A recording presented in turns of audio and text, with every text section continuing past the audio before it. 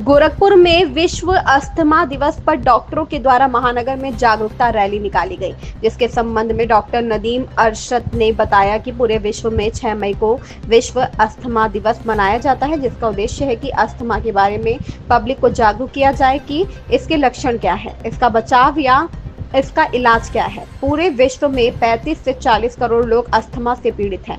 भारत में 3 से 4 करोड़ लोग अस्थमा से पीड़ित हैं। हर साल अस्थमा का सही इलाज न मिलने के कारण 3 से 4 लाख लोगों की मौत हो जाती है।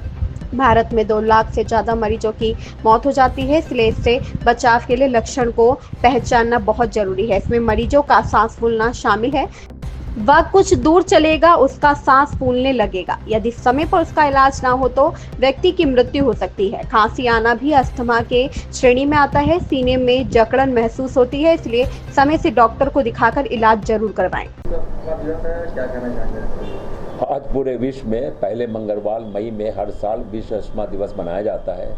इसका उद्देश्य है कि अस्थमा के बारे में पब्लिक को या मासेस को जागरूक किया जाए कि अस्थमा क्या है, इसके लक्षण क्या है और इससे बचाव क्या है, ट्रीटमेंट क्या है। अगर हम अस्थमा के आंकड़ों पर नज़र डालें तो पूरे विश्व में करीब करीब 35 से 40 करोड़ लोग अस्थमा से पीड़ित हैं और भारत में 3.5 से 4 करोड़ अस्थमा से पीड़ित हैं। और अस्थमा के कारण सही ट्रीटमेंट न मिलने के कारण करीब 4.5 लाख के आसपास पूरे विश्व में अस्थमा से डेथ हो जाती है। और इंडिया की बात करें तो इंडिया में लगभग 2 लाख से ज़्यादा हर साल अस्थमा की वजह से मरीज की मृत्यु हो जाती है। तो इस मृत्यु को कैसे रोका जाए कि अस्थमा से मरीज ना बढ़े, क्योंकि अस्थमा एक क्रॉनिक इन्फ्लेमेटरी लंग डिजीज़ है, ये क्रॉनिक बीमारी है।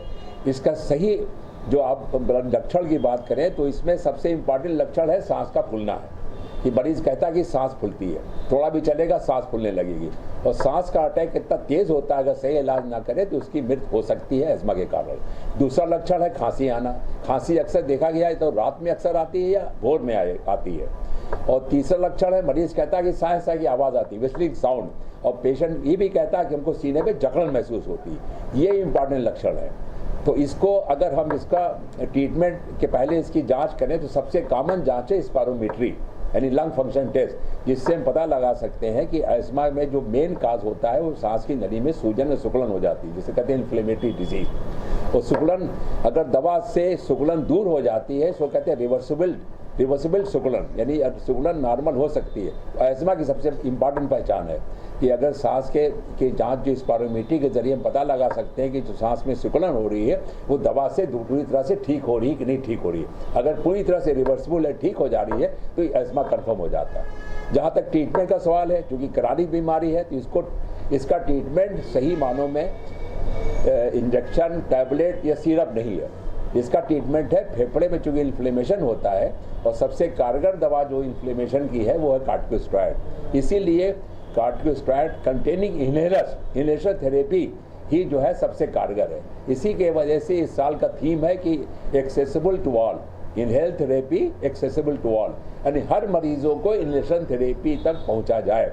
ये कैसे हो सकता है? जब हम लोग कोशिश करेंगे, पहले इसकी इंपॉर्टेंस बताएंगे कि इनहेलेशन थेरेपी इसका कारगर इलाज है, तो इसको गवर्नमेंट भी इसका ध्यान देगी, उसके दाम भी कम होगी और जिससे ये मरीज़ के पहुंच तक होगा।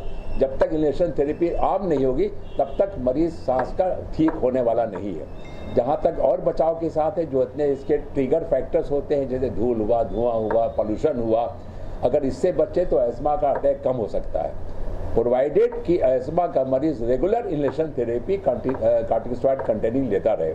दूसरा, जहाँ तक वैक्सीनेशन का सवाल है, सबसे कॉमन वैक्सीन जो अस्थमा के मरीजों में दी जाती है वो फ्लू वैक्सीन दी जाती है। लेकिन देखा गया कि अक्सर अस्थमा के मरीज को वायरल इन्फेक्शन जैसे सांस की नली में सूजन से पहले नाक से पानी आना, छींक आना, बुखार हल्का हो जाना, ये वायरल इन्फेक्शन होता है, फ्लू जिसे कहते हैं। तो एंटी फ्लू या वैक्सीन जो होती है वो सबसे ज़्यादा कारगर है, जो साल में एक बार दी जाती है। तो अगर मरीज सही ढंग से अस्थमा से बचना चाहता है तो साल में फ्लू वैक्सीन लगाता रहे और रेगुलर कॉर्टिकोस्टेरॉइड कंटेनिंग इनहेलर लेता रहे तो आराम से अपनी दिनचर्या पूरी कर सकता है। सर, क्या अस्थमा से हृदयघात की अस्थमा से हृदयघात की जी एक्चुअली लंग्स का रूल ये है कि जब भी लंग्स इफेक्ट होगा तो उसका असर अस्थमा हार्ट पर भी पड़ेगा।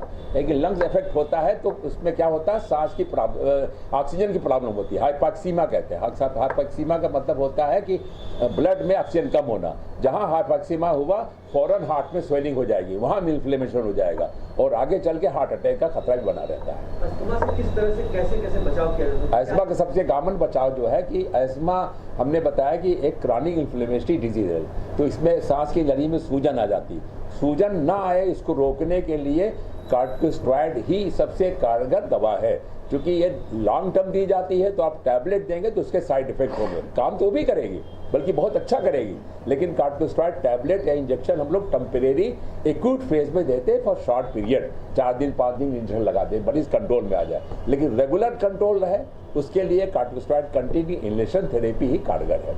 और दूसरा हमने बचाव कहा है कि वैक्सीन लगवाते रहे, रेगुलर कॉर्टिकोस्टेरॉइड इनहेलर लेता रहे और वैक्सीन लगवाता रहे साल में, तो आराम से अस्थमा का मरीज अपना काम दिन भर कर सकता है विदाउट एनी साइड इफेक्ट और without any problem, without any symptom, asymptomatic रहेगा। Thank you.